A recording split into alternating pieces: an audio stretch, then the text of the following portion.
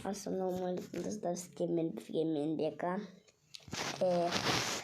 Көптен бері видео шықпады.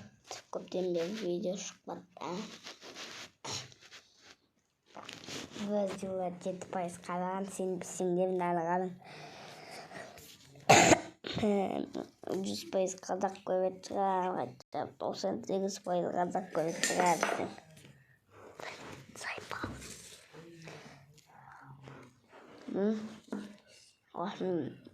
Армут, Мико, мына, мына,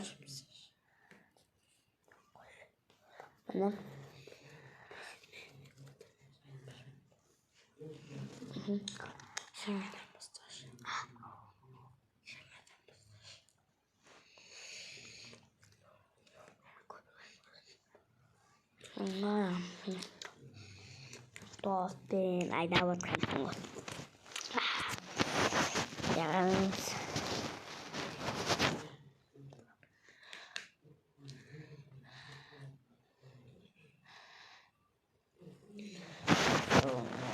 Короче.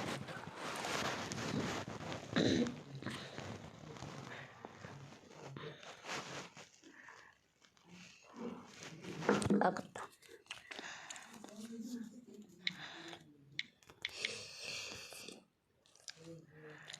Как озвучка жасайын ба?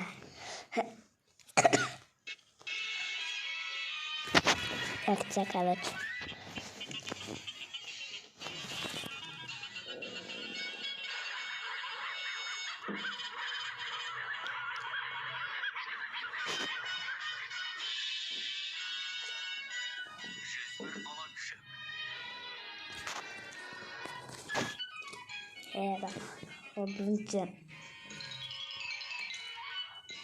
Бірінші кейіпкер ғой, басты кейіпкер. Басты ит.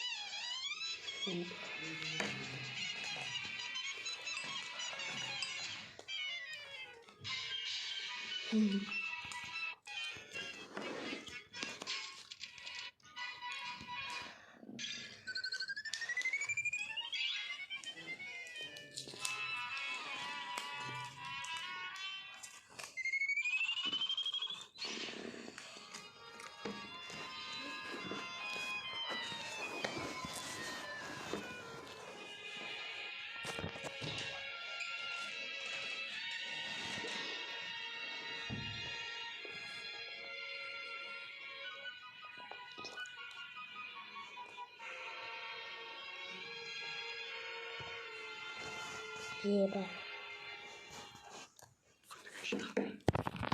Басқасын басымыздан түрлі жағдай өткен соң ба, біраз жыл болған. Ол кезде мен өзімнің үй жануарыммен саябағының қасындағы бойдақтарға арналған пәтерде тұратынмын. Ол күн көктемнің керемет бір күні еді. Бойдақтар үшін қиын кез. Бұл менің үй жануарым Роджер Рэдклифф. Қысқасы музыкант. Жоқ, үстінде дақтары бар, ол менің атым Понго. Негізі, осы жасқа дейін бойдақтардың өміріне не жетістік жетіп қателескен екен. Ішің пысық сергіп кетесің. Жалпы, бұл жігітке серік болатын біреу керегін түсінген боларсыздар.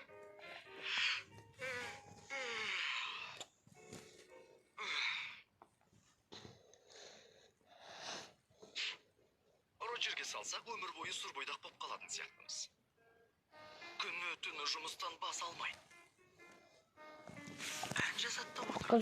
Махаббаттың не екенін білмесе де, әнінің бәрі ғашықтық жайлы. Негізі ол адам ретінде өте ақылды. Түр тұлғасы да ешқандай жануардан кем емес. Тек осы күнге дейін сыңарын таба алмай жүргеніне таң қалам. Өзім қол қалмасам, ештеңе өзгермейтін сияқты. Бірақ адами сұлулыққа иттің көзімен баға беру қалай болады екен? Десе де, оған қандай қыз керегін түсінген сияқтымын. Атыптың Мына қыз біртүрлі екен. Мүлде өзгеше. Жоқ, бұлар бізге жарамайды. Мына жақта тағы біреулер келе жатыр ма? Жоқ, екеуінің де бойлары аласалау екен. Жоқ. Меніңше. Мәссаған мұнаны қара. Не деген сұлулық десеңші? Тұқымы жақсы екені көрініп тұр. Бірақ тым кербез сияқты ма? Тым кәрі, тым жас. Қыз табу оңай емес екен. Мынау енді сұлу екен. 4 аяқтылардың төресі дерсің. Тек қасындағы қыз жақсы болса. Тамаша. Бой жеткенде әп-әдемі екен. Өңі белде түсінбе. Мұндай жұпты 100 жыл іздесем де таппаспын. Саябаққа қарай кетті. Кездесу үшін таптырмас жер. Біз шыққанша кетіп қалмаса. Тұр. Роджер 5-ке дейін жұмыс істейді ғой. Ал ол кезде тым кеш болып кетеді.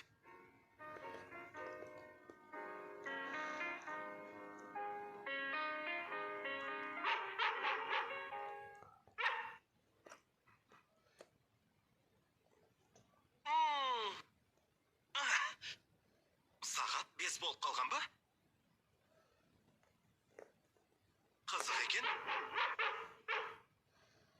Жарайды, Понго. Шықсақ шығайық.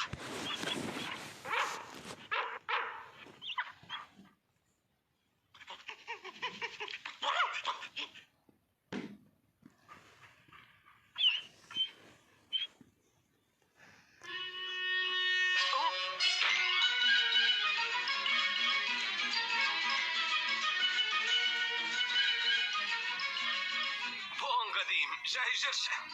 Қайда асығамыз?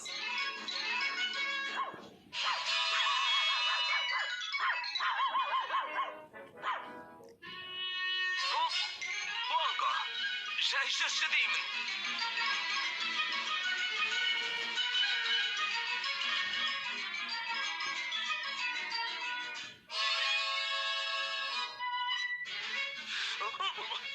Олар кетіп қалды ма деп қорықтым. Үлгермей қалдық па деп келе жатырмын. Екеуі отыр екен. Енді бәрін жоспарласақ, ойымыз іске асуға тиіс. Бірақ Роджерден түк шықпайды. Оныкі осы ғой. Көгалға отырып алып, темек шеккен емес. Жоқ. Өзім бір амалын табуым керек. Жақсы.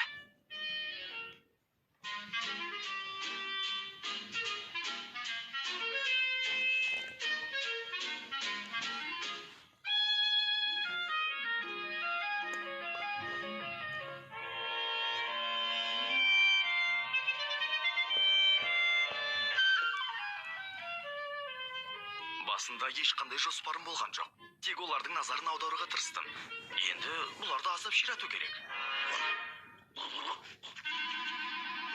Понго, мұның не сенің? Қой енді. Қане, әкел өзіме. Понго?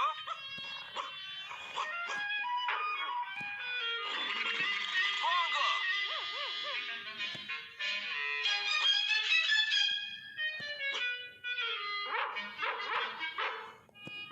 Ойым іске асқан сияқты ма? Бастысы екеуі бір-бірін байқады ғой. Жоспарым іске асып жатқан сияқты. Тек ана екеуі кетіп қалыпты.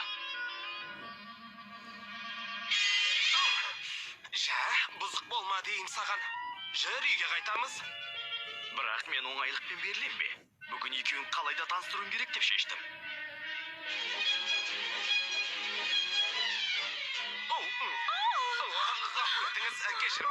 Кешіріңіз, Бикеш. Не сұмдық өзі? Не болып кетті? Рұқсат болса. Құдайым, сіз қайдан шыға келдіңіз?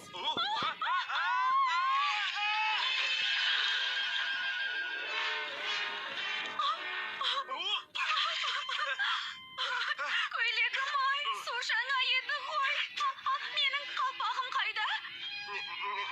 Кешіріңіз, келіңіз, мен демеп жіберейін. Ұят болды ау сізден. Бәрі Понгоның кесірінен. Аяқ астынан әбігерге салып қойды. Кешірім өтінем. Бұрын соңды ондай әдеті жоқ еді. Әлгі қарбыңғайсыз болды ау сізден. Ештеңе етпейді. Тек менен ары жүріңізші. Онсыз да бәрін бүлдірдіңіз. Құдай үшін. Менің бет орамалым бар. Міне, ала қойыңыз.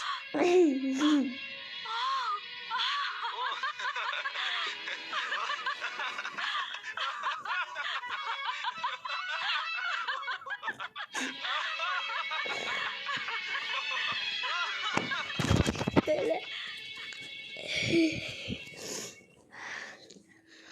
Алақаныңды аялап, мәпелеп, сыйлап, өмірдің Бeni ыстық соғуына tuttum. бірге төзіп, қуанышты күндер мен қиын сәттерде қашан да сүйеу болуға, оны мәңгі сүйіп өтуге уәде бересің бе? Уәде берем. Алғашқы жарты жылда саябақ маңындағы кішкентай үйде тұрдық. Өте қарапайым, бірақ жас жұбайлар үшін өте ыңғайлы орын дер едім.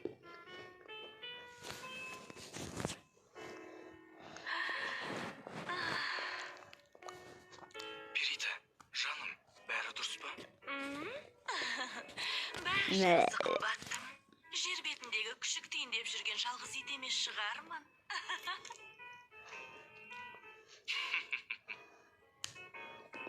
О, бұл күтуші, шебер аспаз, әрі үй жинаушы. Өзі сондай мейірімді, аңғарымпаз. Бір қызығы, кейде ол итке ұқсап кетеді. Роджер жаным, шайға кел. Шай ішейік. Мен келе жатырмын. Дирам-дарари, дарам-дарарым. Бұл әнім қалай? Тадам-тидатам. Сөзі керемет екен. Әуелі әуен жазылады, сосын сөзін шығарамыз.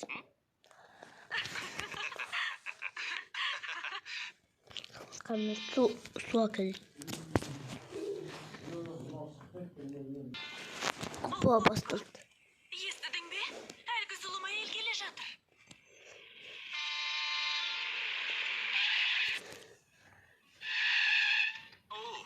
Круэлла болу керек. Сенің сыныптас қызыңды айтам. Круэлла де Вил. Дәл өзі. Круэлла де Вил, Круэлла де Вил, неге біз бәріміз одан қорқамыз? Қойшы, Келген Роджер. сайын зәрені алып. Круэлла, Круэлла, түрін көрсең шошып кетесің. Diye. Қаңдар, Круэлла де Вил. Есікті ашып жіберсеңіз. Анита, қымбаттым. Қалың қалай? Қалай болушы еді. Әдеттегідей тағы да көңіл күйім жоқ. Әлгілер қайда? Қайда кеткен?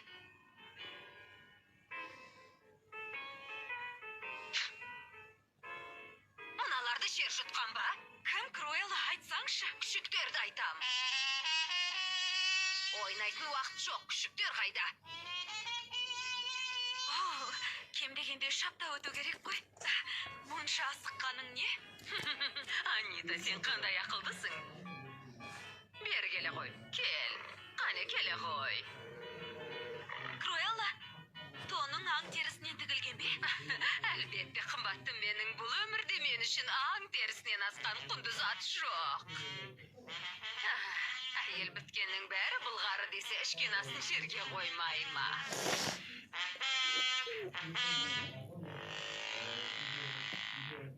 Я, маған да ұнайды, бірақ өмірде басқа да дүниелер бар ғой. Не деген қарапайымдылық. Білем.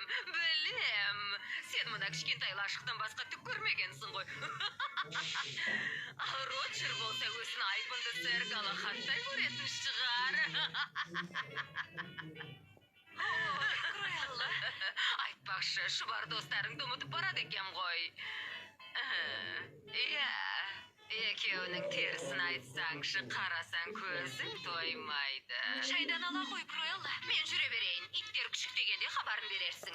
Жақсы, онда сенен хабар күтем. Әрине, уәдеңде тұратын бол. Мен 3 аптадан соң келем. Ал жақсы, қош сау бол, құрбым. Қаһарлы бұл Круэлла өзі сондай. Ойлашы өзің жамбасаған сай. Алдайды ол талай, арбайды ұялмай. Абайла сен асықпай қарап. Қайдағы жоқтайын Жүрсе башы. ол мұнда қонбайды ырыс. Жолатпайы оны сақ болған дұрыс. Егер ол жоқ болса ғажап әлем.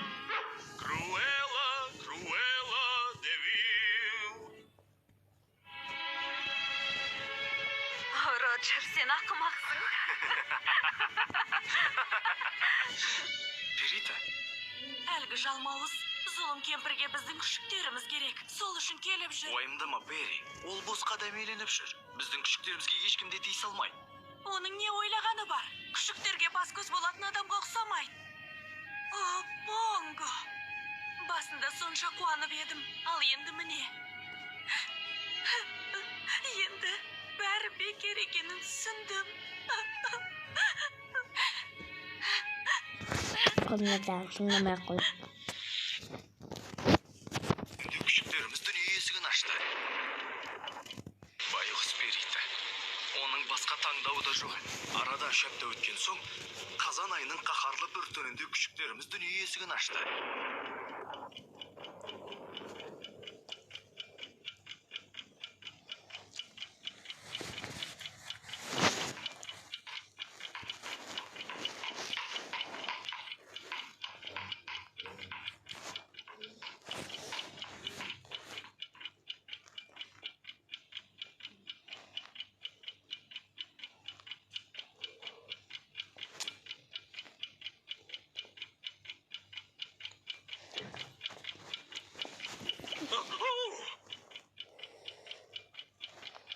Қорқпа, досым. Сүйінші! Ол күшік деді. Күшік деді. Нешеу? 8. 8? Алақай Понго! Енді 8 күшігіміз бар. 10. 11 екен. 11? 11 күшік дейді, Понго! Сәл шыдай тұрыңыз, асықпаңыз. 13. Үй. Жо, 14. 15. 15? Перита күшік деп жақсы болды. Жаным менің. 15 күшік дей ме? Понго, мұны атап өту керек қой. Керемет емес пе? Келші досым, құшақтайынша. 14. 14 қана. Байғұс-ай. Біреуінен айырылып қалдық. Иә, Понго досым. Өмірде мұндай жағдайлар болып тұрады. Дегенмен, маған бір ой келді.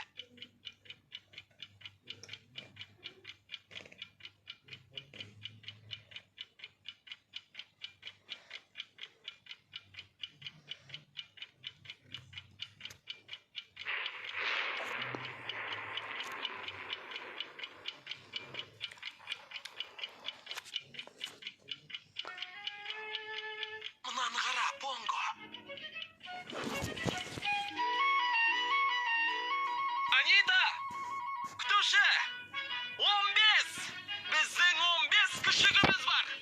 О, Роджер тірі ме екен? Шүкір. Міне, қараңдаршы, демалып жатыр. Құттықтаймын, Роджер. Біздің 15 күшігіміз бар. 15? 15 күшік дейсің бе? Керемет, ғажап. Қане түрін көрсетші.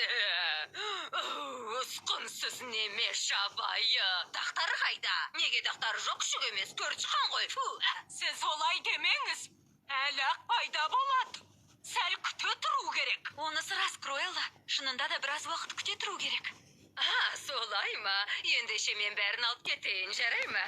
Қанша сұрайсың, қымбаттым?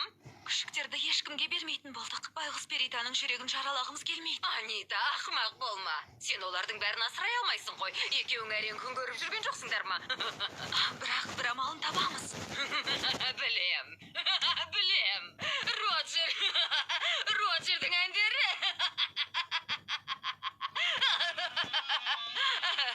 Бұл сөзді қоя қой. Керек десең екесе төлейін. Қане, қанша керек айта қой. Мына қалам неге жазбайды? Күшіктерді қашан алып кете алам? 2 аптадан соң ба? 3 аптадан соң? Ешқашан. Не? Біз сатпаймыз. Ешқайсысын да сатпаймыз. Ұқтыңыз ба? Анита, жігітің не дейді? Мен енді оны білмеймін ғой. Круэлла, ол енді... әзілдеп тұр ғой, білем. Жоқ, шын айтам. Бірде-біреуін бермейміз. Бірде-біреуін, айтқаным айтқан. Болды. Қандай ширкеніштісің? Сен... Жарайды. Күшіктеріңмен тұра беріңдер. Өздерің біліңдер. Көрерміз. Айтпат деме, мұны кешірмеймін. Сөзіңде тұрмадың ғой. Бұл үшін кек алмай қоймаймын. Әлі өкінетін боласыңдар. Қап осыдан. Көресіңдер.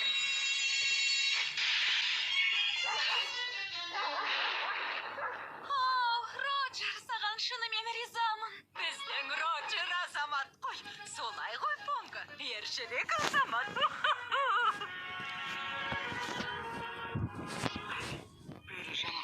Бәрі күшіктердің бәрі де осы үйде қалатын болды. Менің досым Роджер әлгі зұлым әйелді қуып шықты, айдап шықты. Ол енді келмейді, ол енді бізді мазаламайды. Ау, Понго.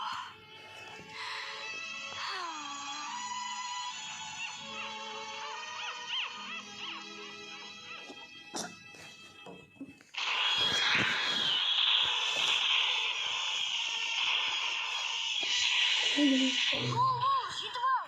Тезірек жетіп ал!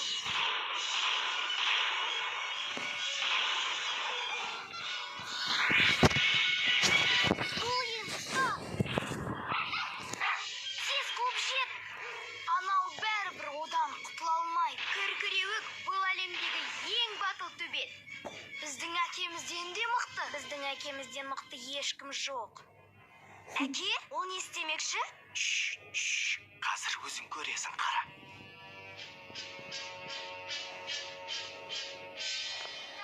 Қашып бара жатқаның қара. Мес қарын доусын, барып тұрған жексұрын. Қанша сағылып істеп алсам ғой. Ау, Пач, сен ондайды қайдан үйренгенсің? Анаң олай сөйлемейді ғой.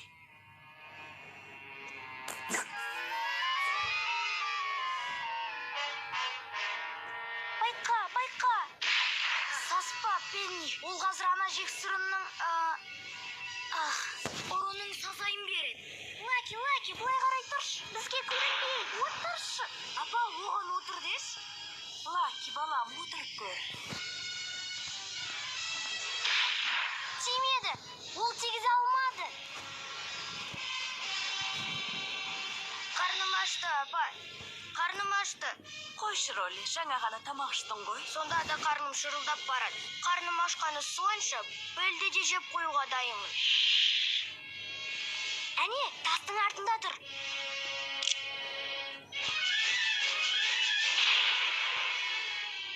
Әттеген-ай, тиді ғой дейм. Қайдағы, ол өтірік көзін жұмып жатыр. Меніңше.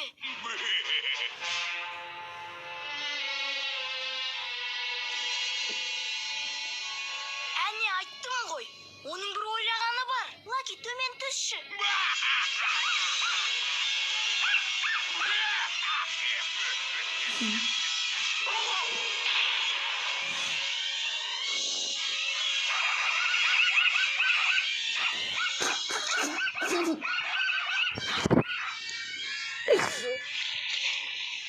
Апа, қарным ашты.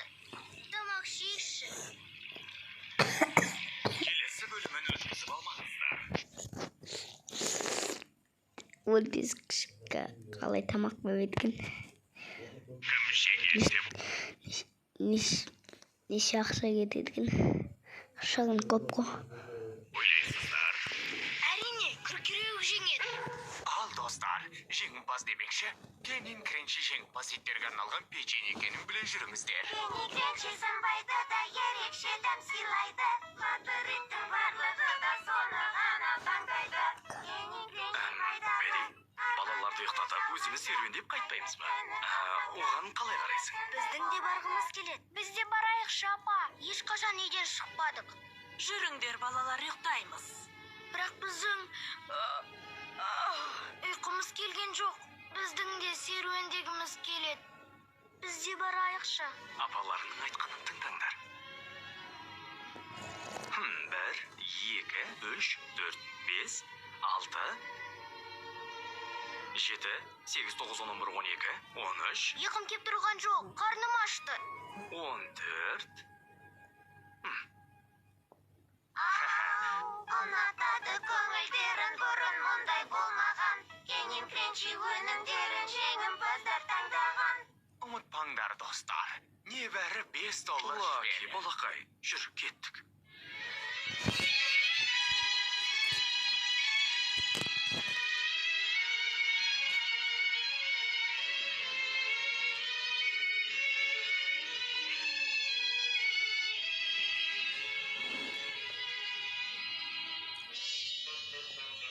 Әне, көрдің бе, Хорис?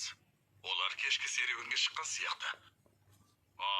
Қосақ қудай жарасқан жоп. Джонни Хорнерден өтті де саябаққа қарай бет алды. Маған сенің ойың ұнап тұрған жоқ, Жаспер. Егер ұсталсақ, бұл жол ұзақ мерзімге қамаламыз. Қойшы енді, Хорис. Пара берсек жібере салады ғой.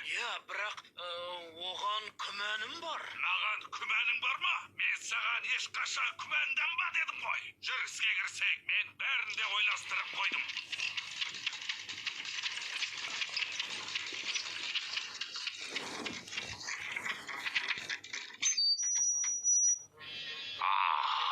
Үйде кәрі күтушіден басқа ешкім жоқ. Оны Жасперге қалдыр. Мен бірдеңе қып, тілін тауып алам. Білмейм, маған бұл ой ұнап тұрған жоқ. Қанеке, ал патшата ғой. Иә, ал енді ұйықтаңдар. Көздеріңді жұмыңдар. Жақсы жатып жайлы тұрыңдар.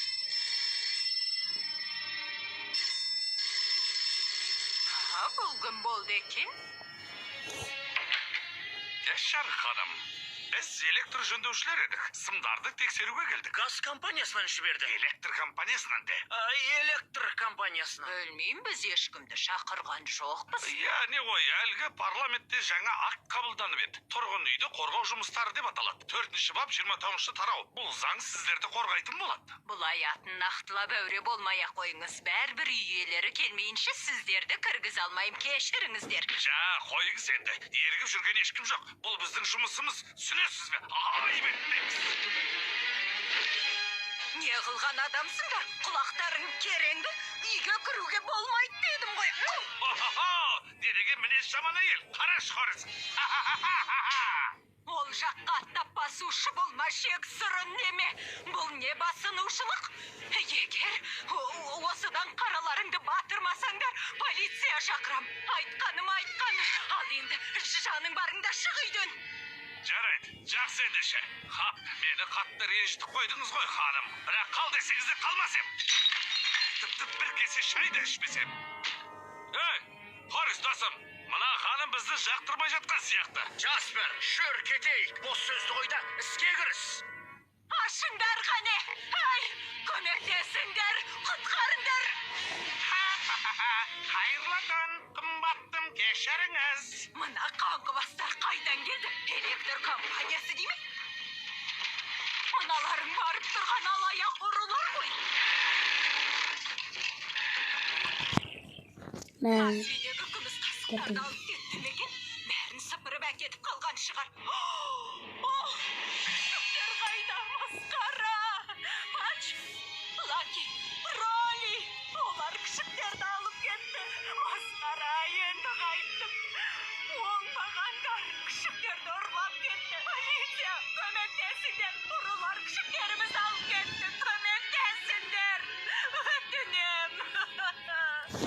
өте қайғылы жағдай. Ұрланған күшіктер. Бұлай болады деп кім ойлаған? 15 күшік ұрланды. Ту, қандай сүйкімді өздері. Анита және оның су жүрек Бесховені. Шылымқор. Роджер деген ақымақ.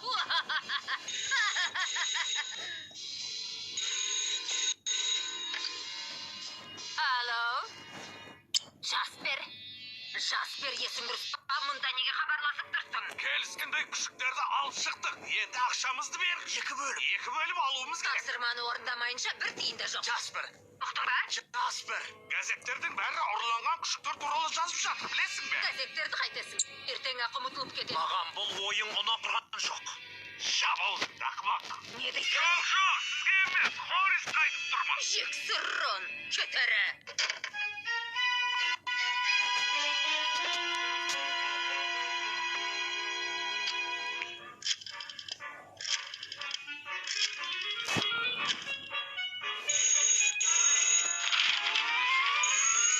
Скотланд яқ болу керек. Бір хабар бар ма екен? Алло, инспектор? Анита үйде ме? Кім? Анита. Мәселен сұрайды. Алло? Анита, қымбаттым. Круэлла. Анита, жаңа ғана газеттен оқыдым. Өте өкінішті, сен алмай тұрмын.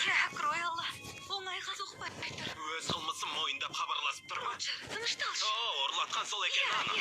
Қолдан келгеннің бәрін жасаймын. Полицияға хабарластың ба? Иә, Скотланд Ярдқа хабарластық. Бірақ мен... Күшіктер қайда? Оның не? Анита. Ғафу өтінем, Круэлла. Иә, табылып жатса хабарын айтам. Рахмет, Круэлла.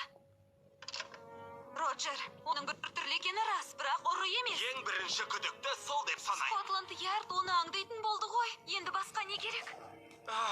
Білмеймін, қымбаттым. Білмеймін. О, Родж, енді қайттық. Қайдан іздейміз?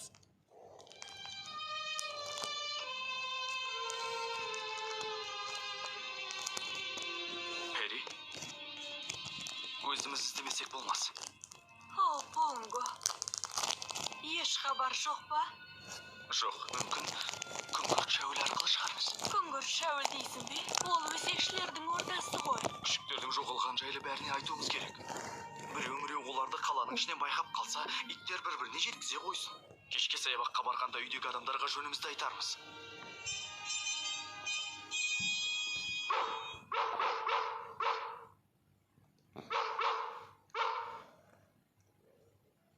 Ешкім көрінбейді ғой. Қап, ауа райы салқындап кетті. Барынша тырысуымыз керек, Пери.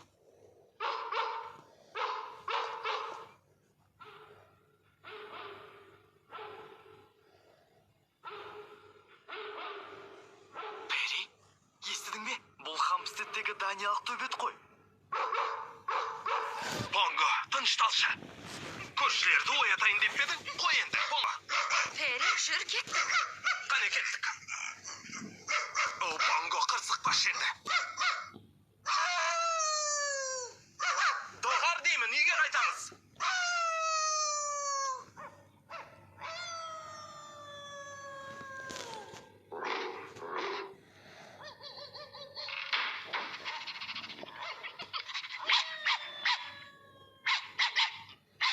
Не болды, Дэнни? Белгі берген кім? Ол Понго ғой. Риджент саябағында тұрады, дабыл қағып Не болды? Не болып қалды? Ол тез айтшы, Дэнни, тез айтшы, айтшы. Сәл шыдай тұр, асықпаш.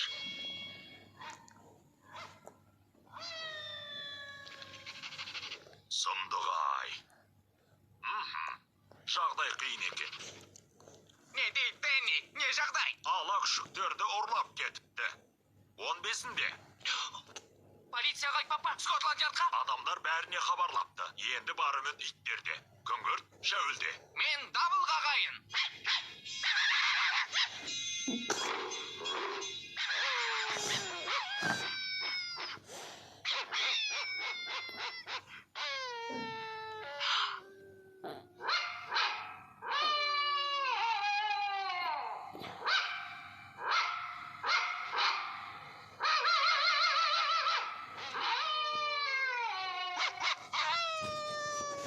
Перси, қане,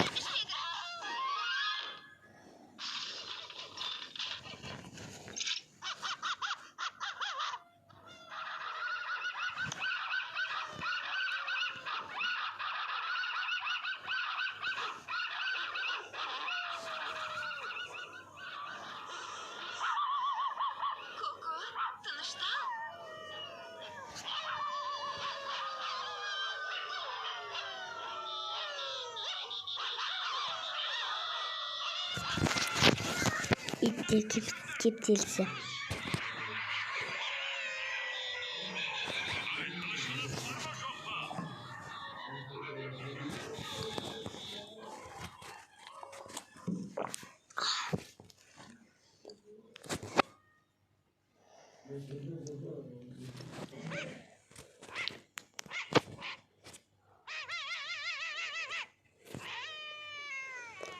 Итке хабарланды.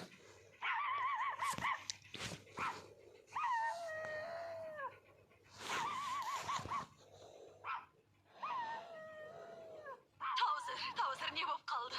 Бұл не шу? Не өсектеп жатсыңдар? Бұл өсек емес, Люси. Лондоннан хабарлама келді. Тыныштық па? 15 күшік ұрланып кетіпті. Соңғы рет Нелли күшік деген еді ғой. Ол күшіктің бәрі ит болып кетті ғой. Сонда қалай болғаны? Ендеше хабарламаны ары қарай тарату керек. Бұл жайлы полковникке айтпаса болмас.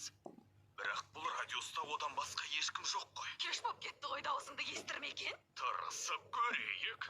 Керек болса түні бойы үріп шығам.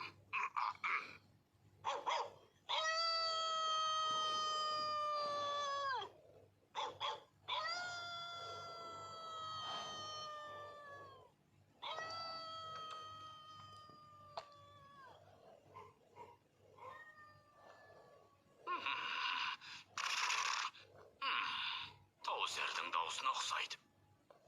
Дабыл белгісі ғой. Сержант. Сержант дейміз. Сержант деймін. Не? Ау, капитан. Иттер шәуілдеп жатыр. Дабыл белгісі. Дереу полковникке хабарла. Жарайды, сэр. Көп болады, сэр. Полковник. Полковник, қайдасыз, полковник? Полковник. Полковник. Бұл қайсың тағы? Сөйлеп тұрған сержант Типс. Типс. Я, сержант Типс. Полковник. Не болды, Типс? Түн ортасында не болып қалды тағы да? Полковник. Қоя тұр, сержант. Естіп тұрсың ба? Дабыл белгісіне ұқсайды. Дәл солай, сэр. Не болғанын сұрастыруымыз керек. Жүр, бол, кеттік. Әрине, құп болады, сэр. Бұл визір марштық Таузер ғой, мырза. Иә, таныдым. Оған не керек? Қазір өзім сұрастырайын.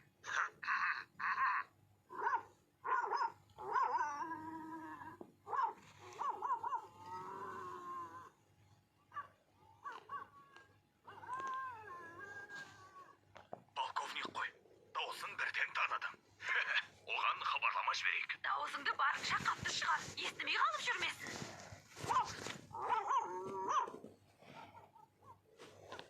Бір ұзақ олыды, екі қысқа. Бір шәуіл, бір өріс. Екі рет шәуілдеді. Тыныштық па, полковник? Лондоннан ғой. Демек маңызды жағдай болған. Я, қазір қалғанын естейін.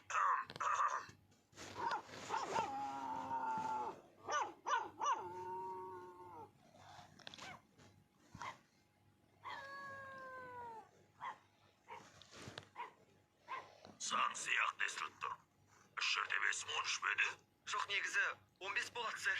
Я, 15 дегенім ғой. Я, 15 дегенім ғой. Теңбіл демей? Қанден?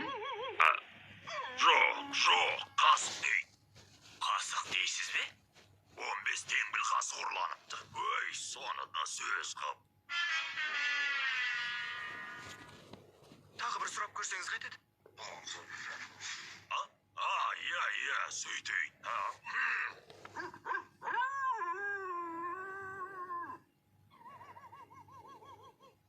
Екі рет үріп, бір рет шәуілдеп жатыр. Күшіктерді айтып тұрған жоқ па? Я, күшіктерді айтады.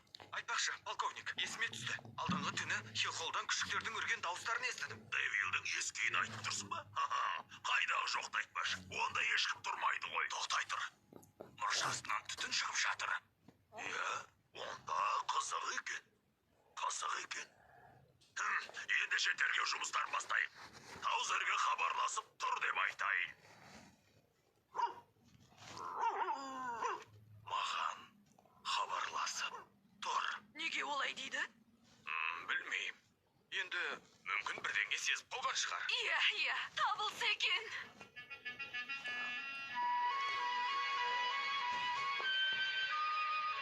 Мұнда не неше түрлі елес жын-перлер жүреді деуші еді. Бос сөз шығар. Әрине, бос сөз ғой, сэр.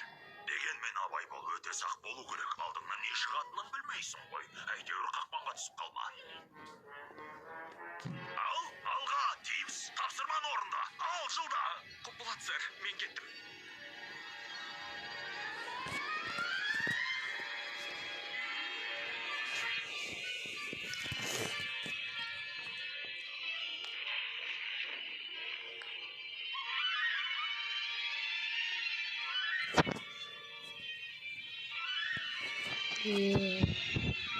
Круто, 15 кіші. Қиынға.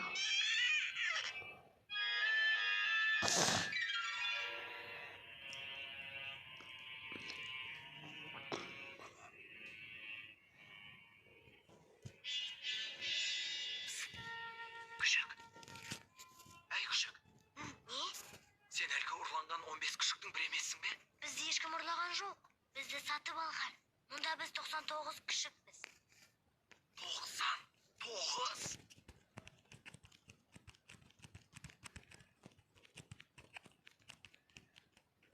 Әлгі күшіктердің қарғыбарында аттары жазылған. Дүкеннен алса болмас еді ғой. Олар 15 бе? Санаған жоқпыз. Міне олар теледидар көріп отыр.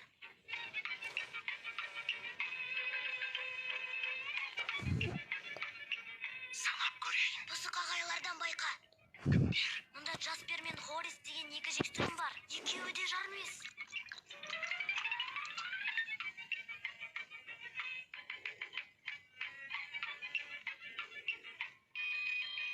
Хорис, қара. Қазір мынаны орттың мұрнына дәл тигіземін. Бетінде сау жер қалған жоқ.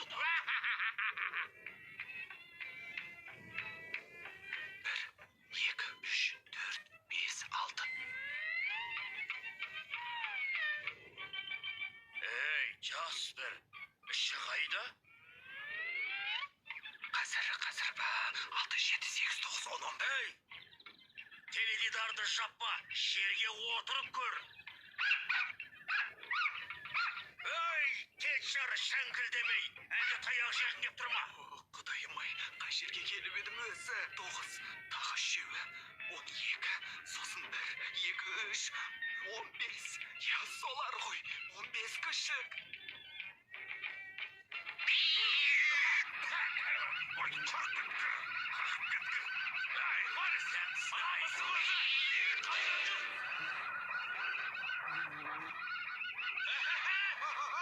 Мысық етін қуырып жейміз бе? Әлде суға бұқтырып жейміз бе? Бәл қоямыз!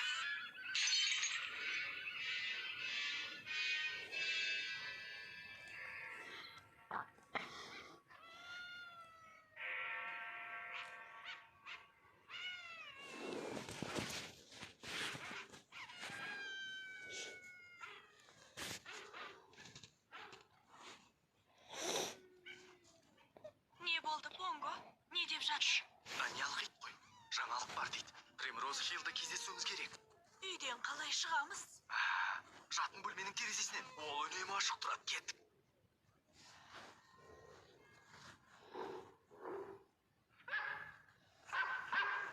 Понго, жұбайымен келдік бе? Не жаңалық? Не хабар? Біздің күшіктер табылды ма? Табылуын табылды. Солтүстік жақта, әлгі Саффолкта. Жақсы болды ғой. Жолға дайынсыңдар ма? Иә, әрине. Қазір-ақ жүре берейік. Иә, мен сендермен бірге Камден Роудқа дейін барып жол көрсетем.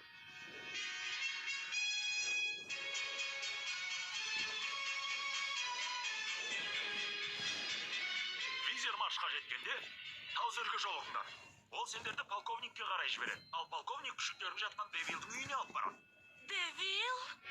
Девилдің үйі деймісің? Понго, өзім де сезіп едім. Кімді айтасыңдар? Жай, оны айтып.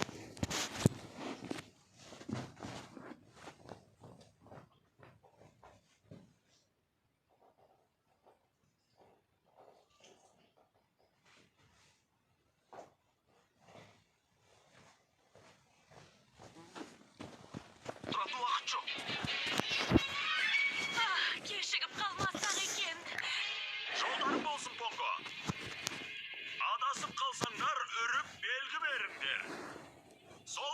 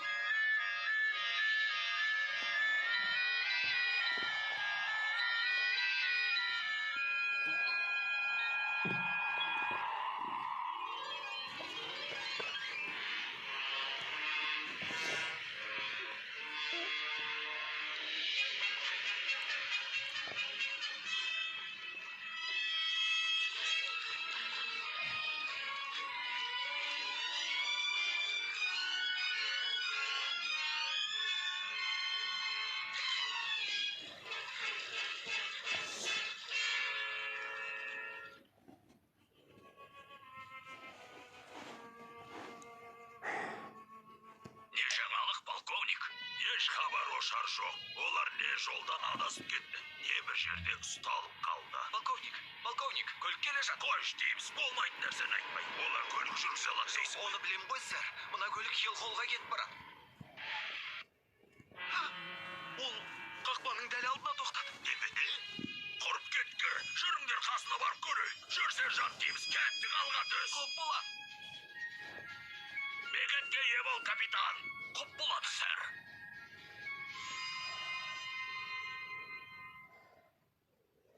Кешіріңіз, Симпинс ханым. Жауабы жоқ. Жоқ.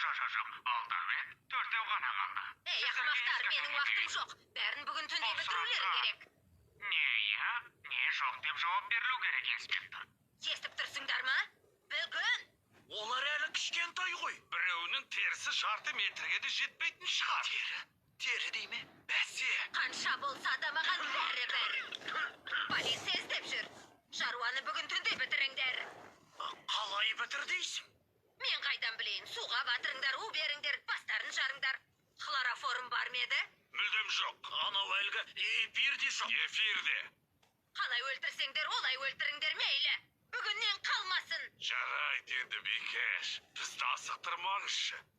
Әуелі телешоуды көріп бітейікші. Қолымызбен жасаны көрмей түк істемейміз.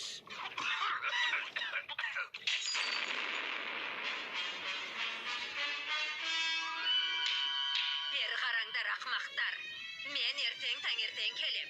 Осыдан тапсырма орындалмаса, өзім полиция шақырам. Сосын көресіңдер.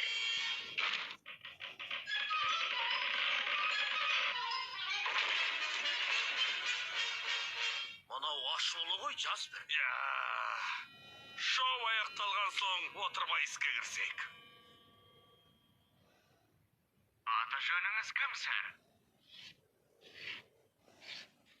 Әй, күшіктер, тірі қалғыларың келсе қашып кеткендерің дұрыс. Ана қабырғада тесік бар. Есіктің қасында. Жүріңдер, тез қашайық. Соңында жүріңдер. Әй, Джаспер, қараш. Мынау қайтып келіпті. Иә, ақмақ Фонсвортер. Ол қайтып келеді деп кім ойлаған? Қане, бір-бірден шығыңдар. Бір-бірден деймін, бір-бірден шығыңдар. Сонымен, соңғы қатысушымызбен таныс болыңыздар. Ал Персивал Фонсвортер мырза. Фонсвортер мырза, егер сот алқасы 10 сұрақ арқылы сіздің қылмысыңызды дәл тапса, 2 аптаға теңіз жағасына демалысқа бар.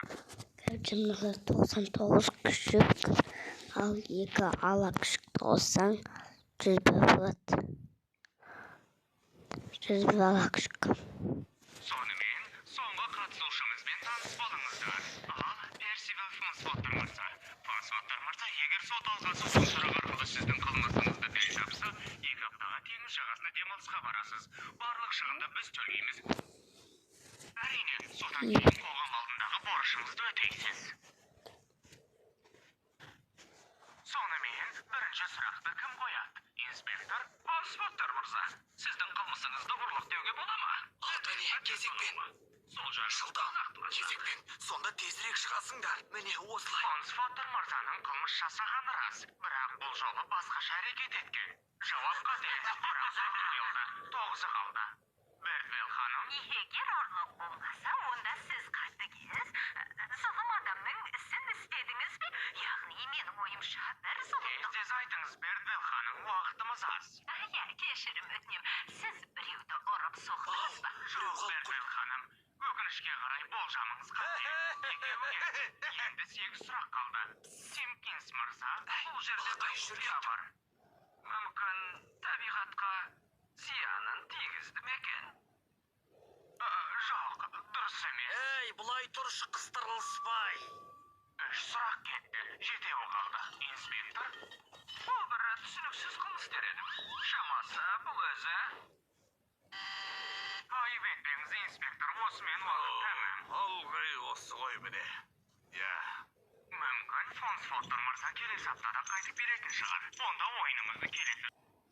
Қайырлы түн көрермен. Келесі аптада қылмыс пен жаза бағдарламасында жүздескенше. Оған дейін қош сау болыңыздар. Тамаша. Жарайды қойыз. Іске кірсек. Мен бастарын жарам, ал сен терісі сыпыр. Жоқ, Джаспер. Мен өлтіріп отырайын, ал терісін сен сыпыр.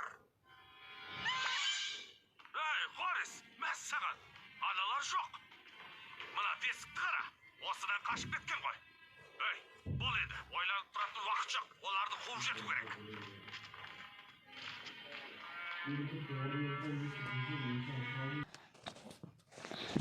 Қайырымсыз оңбағандар екен өздері. Қайда кетіп қалды? Я қайырымсыз екен. Ай, Хорис, әлі тұр. Сержант деймін. Әңгімелесіп тұратын уақыт жоқ, қолымыз емес, сэр.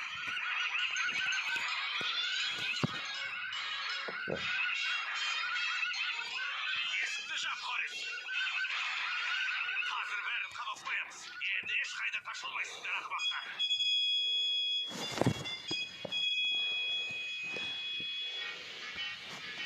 Мә, Понго, біз адасып кеттік ау. Жоқ, кеп қалдық. Джорджға шүкір. Понго мен жұбайы келді ау.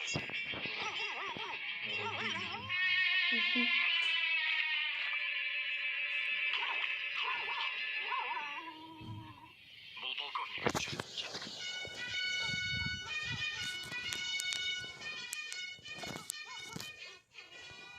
Полковник, сіз полковниксіз бе? Бинго. Ой, Күшіктеріміз аман есен бе? айтып тұратын уақыт жоқ. Оларға қауіп төніп тұр, жүріңдер. Соңынан, Галекей. Жүріңдер.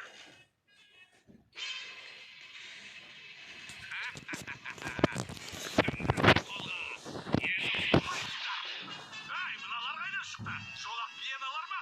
Кәне, Хорис, мыналардың сазайын берші. Бастарын жаршы тура.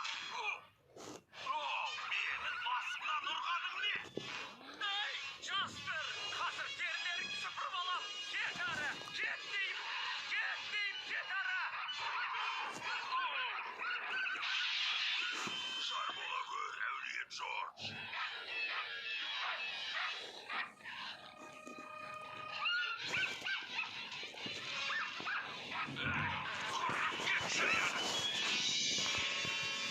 Ал қазір басыңды жарам. Қане деймісің? Мыналардың сазайын берші. Полковник, біздің қашуымыз керек, қашуымыз. Я, әрине қашыңдар. Қашты, жылдамдатыңдар. Джаспер, құтқара көр, Джаспер. Өзім мынамен алысып жатырмын.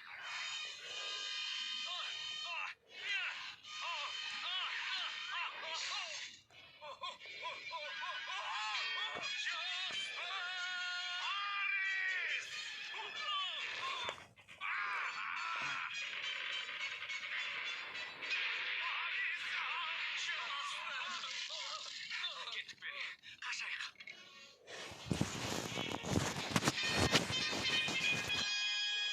Өлсек те әлгілерді қуып жетіп, бәрінің терісін сыпырып алу керек. Әке, апа, қатты сағындым, апа. Не, ақыры табыстық. Күшіктерім менің, күшіктерім. Әке, бізді қалай таптың? Лаки, Пач, Пеппер, Фреклес, Ролли, кішкентай бұзық. Маған жейтін бірдеңе бар ма? Ал балаларым, 15-сіңдер ме? Жоқ, 4 есе көппіз, әке. Біз енді 99-быз. 99? Қалғандары қайдан келген? Оған осынша күшіктің не керегі бар? Ол біздің терімізден тон тіктірмек болды. Құдай сақтасын. Дәл солай, тон тіктірмекші екен. Ой, қош дейміз. Мүмкін емес. Қайдағыны айтпашы. Жоқ, шынымен де. Борис пен Джаспер бізді өлтіріп, терімізді сыпырмақ болды. Не деген сұмдық. Қап, енді қайттық. Енді Лондонға қайтуымыз керек. Басқаларын қайтеміз. Олар не істейді? Бәри, оларды да ертіп кетейік, сол дұрыс. Үйдегілер қуып шыға қоймас. Полковник, мұнда бір көлік келе жатыр. Жүк көлігіне ұқсайды. Қарашы өзі. Бұл әлгі екеуі ғой, Джаспер мен Хорис. Біздің ізімізді аңдып келе жатыр. Олар бізді жеңе алмайды. Көппіз ғой. Мен белгі бергенде шабуылға шығыңдар. Полковник, шабуылға шықсақ жеңіліп қалуымыз мүмкін. Солай ма еді? Иә, ол дұрыс айтады. Тезірек қашу керек. Онда артқы есіктен қашамыз ба? Бәріңе көп рахмет, полковник, капитан. Барлығы жақсы болсын. Алғысымызды қалай білдірсек екен? О не дегенім? Бұл біздің борышымыз ғой. Дәл солай, сэр. Күнделікті жұмыс қой. Жылдам қашыңдар, келе жатыр. қашайық. Жолдарың болсын. Иә, жолдарың болсын. Қорықпаңдар. Біз оларды ары өткізбеуге тырысамыз. Ей, мынасы нес? Ей, жолда былай тұр, тәртібет. Әйтпесе басымды жұлып ап, лақтыра жіберемін.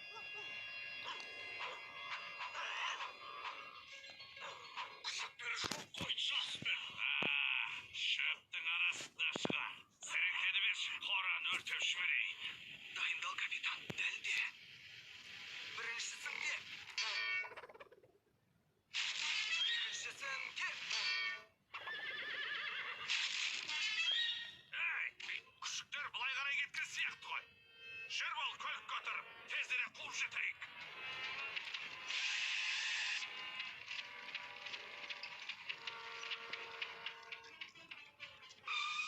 Міне осы майда болу керек, қарашы. Джаспер, не ғой меніңше? Қойшы, Хорис. Әлде ес қалдырмау үшін мұздың үстімен кетті ме екен? Қараш, беті шылдырап жатыр ғой. Ой, Хорис, қандай ақымақ едің. Иттердің соған миы жете ме?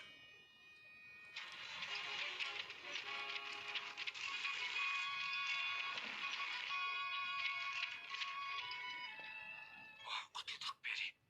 Құтылдық. Оңдырмай алдап соқтық. Солай емес пе, әке? Олар бізді байқамай қалды, Патч. Тыныш, балалар, тыныш.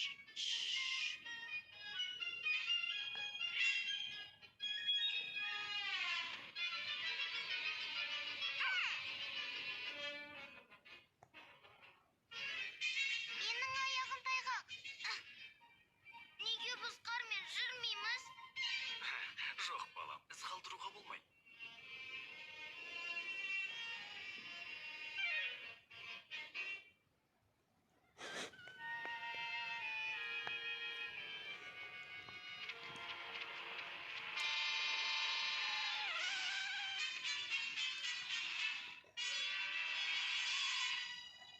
Şimdi Бері бар ма екен?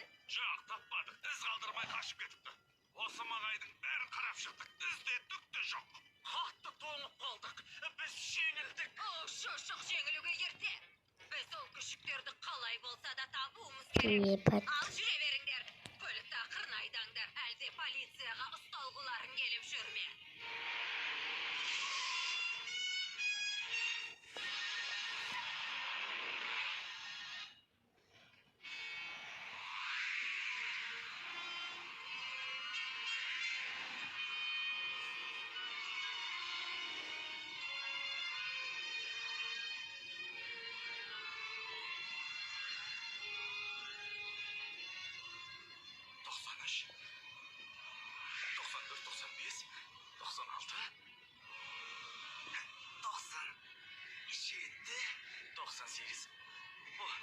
Лаки.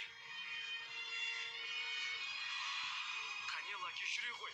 Берілуге болмайды. Мен шаршадым. Қарным қатты ашты. Құйрығым да қатып қалды.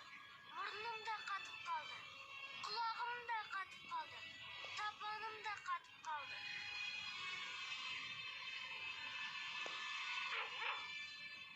Понго! Понго! Сендерді қатты уайымдадық. Мұнда бір сиыр қора бар екен. Сонда түнеп шықсаңдар, күн жаман. Құдайға шүкір. Бері! Бері! Бері кел, Бері! Мына жақта сиыр қора бар екен. Жүріңдер, балалар.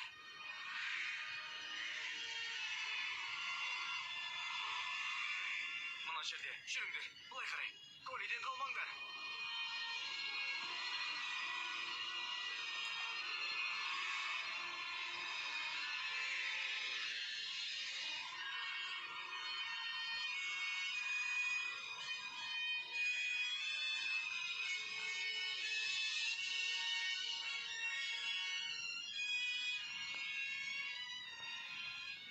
Қарашы, ханшайым. Бұрын соңды осынша көп күшік көріп пе едің? Өздерінің сүйкімдісін-ай. Иә, сүп-сүйкімді. Байғұстар-ай. Әбден шаршап, үсіп қалған сияқты. Түгел ме, Понго? Иә, қымбаттым. 99-ы да осында. Понголар отбасы. Біз сендерді ойлап қатты уайымдадық. Иә, сендерді ұзақ іздедік. Қарақшылар ұстап алды ма деп. Жолда әбден қиналған шығарсыңдар. Ауа райы да бұзылып кетті. Балалармен жол жүру оңай емес. Қарным ашты, апа. Қарным ашты. Менің де қарным ашты. Апа, менің де қарным ашты. Қарным ашты. Ренжімеңдерші, балалар. Олар сүт іше ме? Жып-жылы. Сүт еме, сүт ішейікші. Сүт қайда? Бері келіңдер, балалар, мына жерден ішіңдер. Бұлай жүріңдер, балалар, бұлай қарай. Таласпаңдар, кезекпен еміңдер. Роли, кезегіңді күте тұр. Уайымдамаңдар, балалар, бәріне жетеді. Қандай сүйкімдет. Понго, мынаны әйелің екеуін алып келдім. Рахмет. Көп емес, бірақ Динсфордқа жеткенше күш береді. Динсфорд. Я, ол жақта лабрадор тұрады. Оның үй жануары сатушы. Иә. Кешіріңіз мені. Ештеңе етпейді. Ал енді демала беріңдер. Мен есік алдын торы қолдай тұрайын. Сіздерсіз не істер едік? О, не дегеніңіз, біз сондай қуаныштымыз. Әттен қолымыздан басқа ештеңе келмейді. Осындай сүйкімді күшіктердің терісін алуға қалай тәтті барады, Құдай-ай. Ханшайым. Өздері сондай сүйкімді. Бізбен бірге тұра берсе ғой. Ханшайым. Тынышталыңдар. Байқұс күшіктер ұйықтап алсын. Өздері қатты шаршады. Ертең әлі ұзақ жол жүреді демалсын.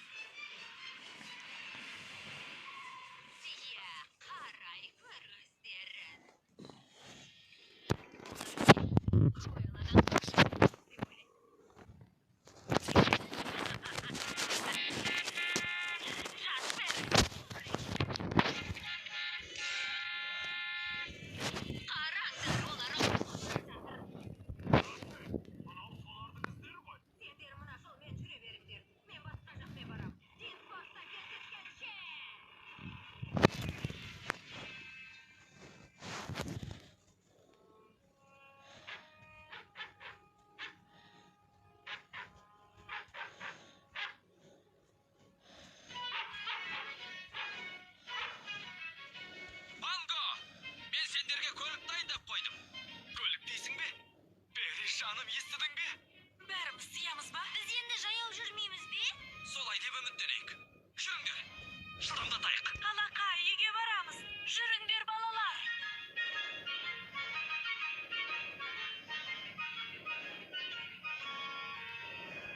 Анау фургонды көріп тұрсыңдар ма? Қазір моторын жөндеп болған соң Лондонға жол жүреді. Соған бәрің сиясыңдар. Понго, мынау Круэлла ғой.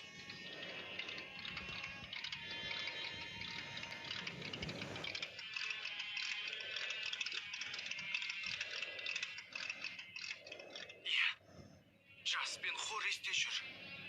Понго, фургонға қалай мінеміз енді? Білмеймін, Бэри. Бірақ бір амал табуымыз керек. Апа, әке, бач мені пешке итеріп жіберді. Бірінші мені Лаки итерді. Өтірік айтпа. Өзің өтірік айт. Itергем жоқ. Итердің. Өтірік. Балалар, өтінем ұрсыспаңдаршы. Бэри, маған бір керемет ой келді. Понго, мұның не? Міне, қара. Мен лабрадормын. Бәріміз күйеге аунап шықсақ, лабрадорға айналамыз. Керемет. Ақылыңнан айналдым. Қане, балалар, күйеге аунаңдар. Сонда біз үсті басымызды былғаймыз ба? Естідің ғой, Фреклес. Әкем күйеге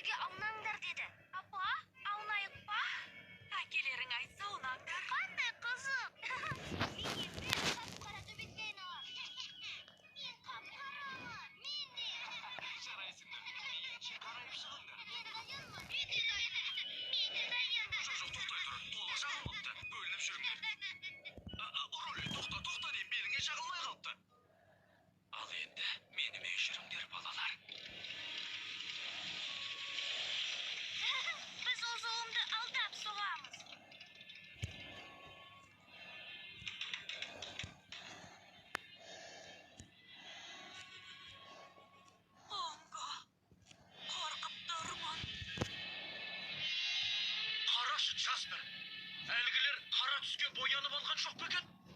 Солай ғой, Хорис. Оны қайдан біліп қойды? Иттер ылғи терісін бояп жүреді ғой. Үй бір ақымақ.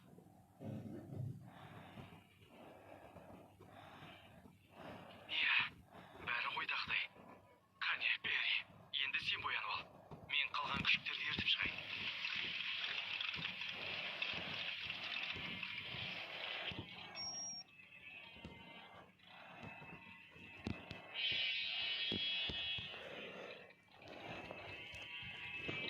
Иә? Бізге жадыңыз ашымай ма? Суықта үсіп қалдық қой. Күнне түні соларды іздеп жүрміз. Не тапқан жоқ. Олар осы маңда. Қалай да іздеп табыңдар. Қане тұрмаңдар. Байқап қалмады ма?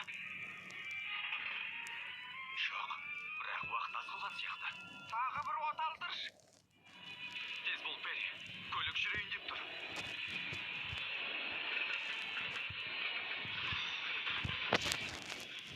Естідің бе?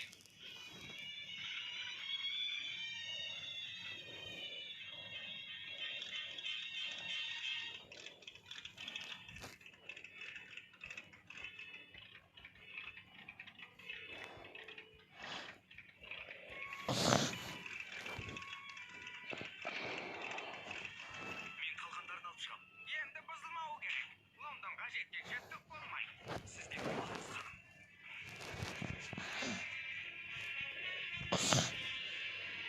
Жасты.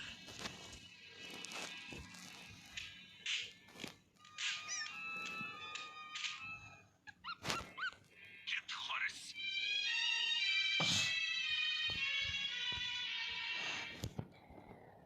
Жүріңдер, кеттік.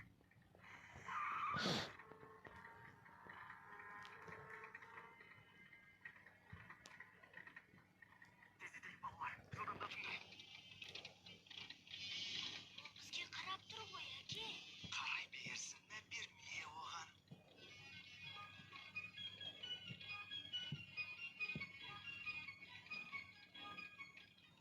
Мүмкін емес қой. Бұл қалай болғаны? Жылдам. Джастер! Хорис! Джастер!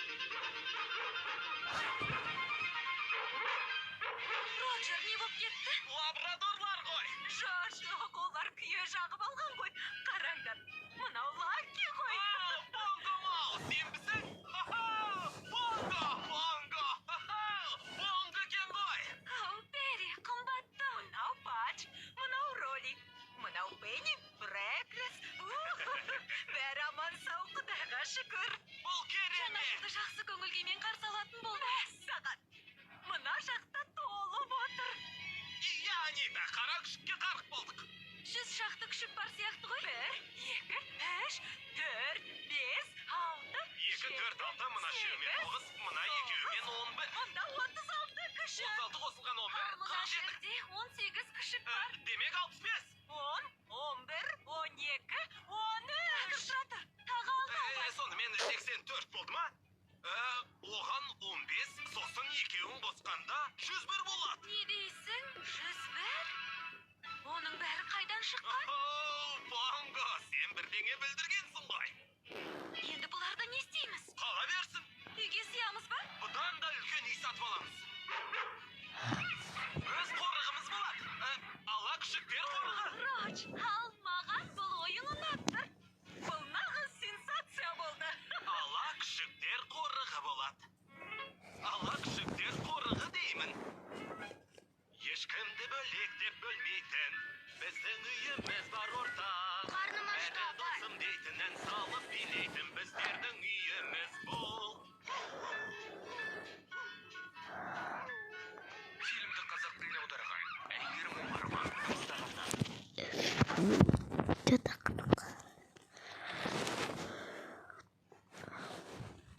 Что вас видео аяқталды. Қош сау болыңыздар.